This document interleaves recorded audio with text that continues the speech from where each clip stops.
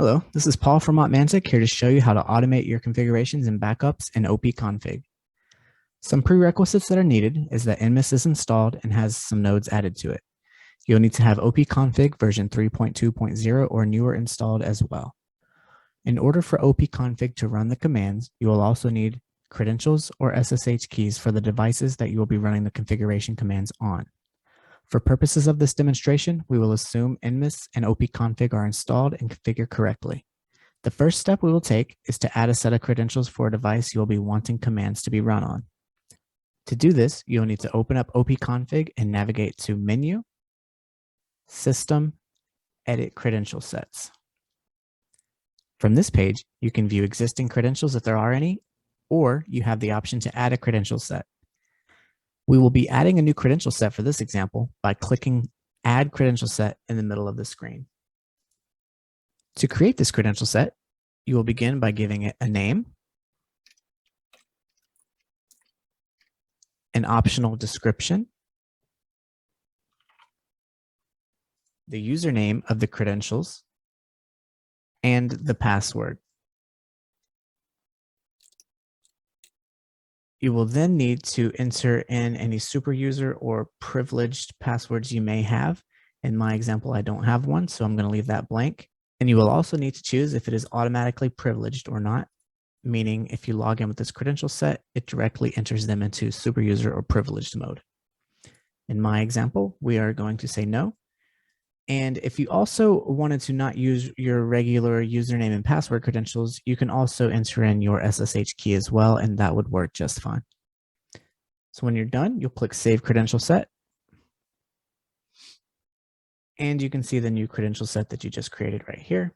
If you need to make any adjustments or delete, you can also do that from this page. Next, we will create our command set. OPConfig ships with command set examples for various operating systems, but you can also create your own to run any configuration commands you'd normally run in your environment.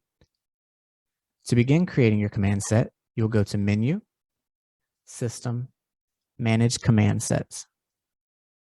From this page, you will see any command sets that are there by default, as well as any you may have added yourself. To add a new command set, simply click the blue plus icon in the top left of the page.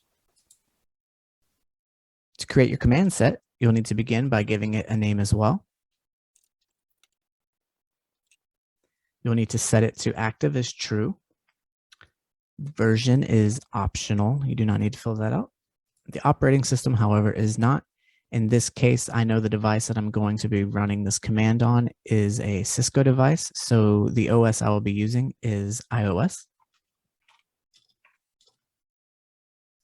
Here it asks how many days you want to keep these revisions. I'm just going to leave it as the default 1000, and you'll also be asked how often do you want to delete these backups. Here it'll delete them after 30 days. I'm just going to leave it as well. That's fine for me. If you wanted to auto protect the first revision, you would select true. That basically just keeps the first command set that's run to use as the baseline or just to have for reference for the future. If you wanted to have this command run from separate connections, you would click true, but in this example, I do not need that, so I will be using false. Attempt timeout recovery is how many times the command will attempt to run after it times out initially. I'm going to set this as 1, but you can set this to however many attempts you would like. There's also a configuration option within OPConfig that tells you how long it takes for it to be considered timed out. The default is 20 seconds. Here, if there are any additional parameters required for your command, you would click true. In my case, I don't have any, so I'm going to leave that blank. Same here, if you have parameters, you would also enter them in here too as well. But for this example, we're not going to do that. The next step is to add in the actual commands that you would typically run for your configurations. In this example, I will be using the commands show version and show running config. First, you type in the actual command itself, which in this case will be show version. We will set active to true. We will set multi-page to true. And we will also set privilege to true, so it will actually be able to go in and run this command. If we wanted, we can add any additional organizational tags to help us differentiate between the different command sets that you may have. And if you're running a plugin for any of these commands, you can also put them in right here as well. I'm not using any for this example, so we'll keep moving along. Now we're going to add our second command that I want to be ran by clicking this blue plus at the bottom.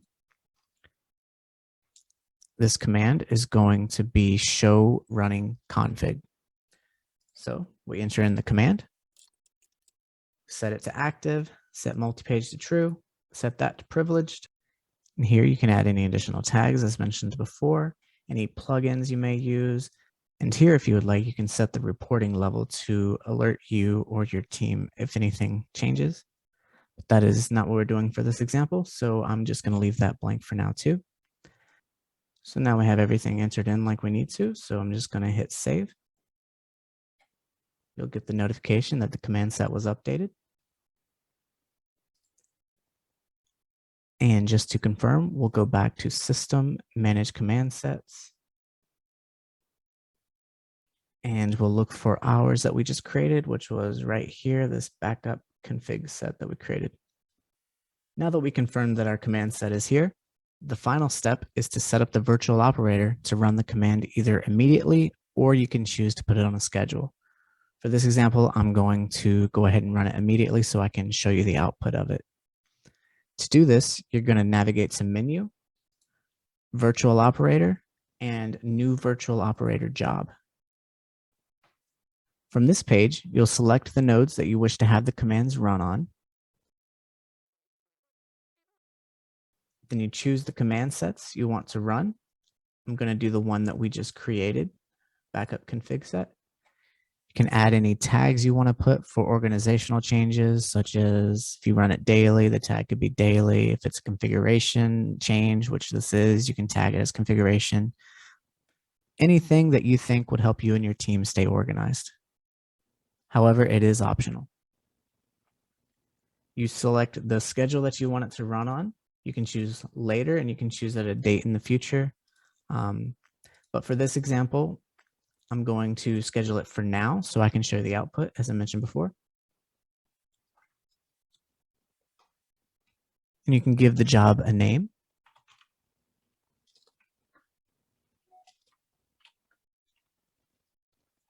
And include any details about the job that you may wish to enter. I'm just going to leave that blank for now. Once everything's in there, you click schedule. And since the schedule is now, it should kick off the job right now.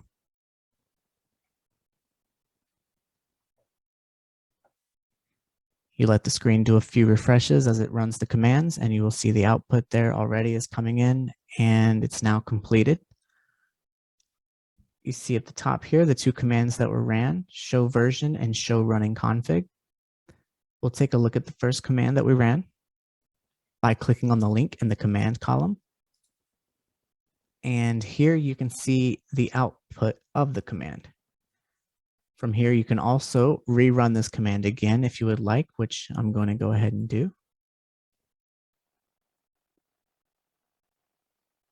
As you can see, it says revision 2. The other one said revision 1. So I'm going to click on this command again to see the output of the second revision. I want to see what's different between the two revisions. So I would click on Command Compare Outputs. And we will just look for the two revisions of this command that was run. So we'll click on Show Version. And we will look at revision 1. And we can run a diff on this as well. So obviously I ran these pretty close to each other, so there's not much that has changed other than the uptime, of course. Any line item that was changed from one command to the next will be highlighted here so you can easily see any of the changes in your configurations. Now, I want to go back to see the second command that was run and see how that turned out. I can easily get back to this by going to Menu, Virtual Operator, and Virtual Operator Results. So this is the command that I just ran earlier in the GUI by clicking Run It Again, but here is the original configuration set that I ran. So I'm going to click on this job name here, and I can still see the 2 commands that were ran. So I'm going to click on show running config to see the output of that one. And here we go. And of course, if you wanted to run the command again right here, you could, or you can also compare revisions right here from this screen as well. Creating and storing these command sets means no more logging into the command line to run any commands, and you technically no longer even have to remember the commands at all. After they are stored once, you can go back and run them as many times as needed and be able to review any revisions that have been made. That's all there is to it when automating configuration changes in OPConfig.